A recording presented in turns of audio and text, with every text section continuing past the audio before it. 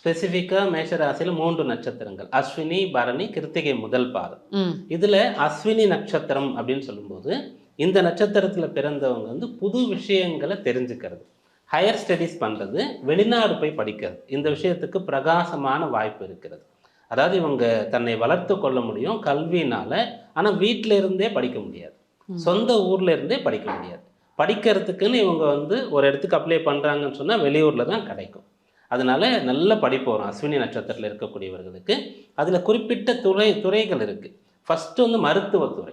யாரெல்லாம் வந்து நீட் வந்து கடந்த சில ஆண்டுகளாக வந்து கிளியர் பண்ண முடியாமல் கஷ்டப்படுறாங்களோ, அஸ்வினி நட்சத்திரத்தில் பிறந்தவங்க இந்த ஆண்டு 100% வந்து கிளியர் பண்ணலாம், அதில் வந்து பாஸ் பண்ண முடியும். மருத்துவராக இருக்கிறாங்கன்னு சொன்னால் ஹையர் ஸ்டடீஸ் வந்து அப்ராடில் போய் பண்ணிட்டு வர முடியும். சயின்டிஸ்டாக இருக்காங்கன்னு சொன்னால் அவங்களுக்கு ரொம்ப விசேஷமான பலன்கள்லாம் இந்த வருஷம் கிடைக்கும்.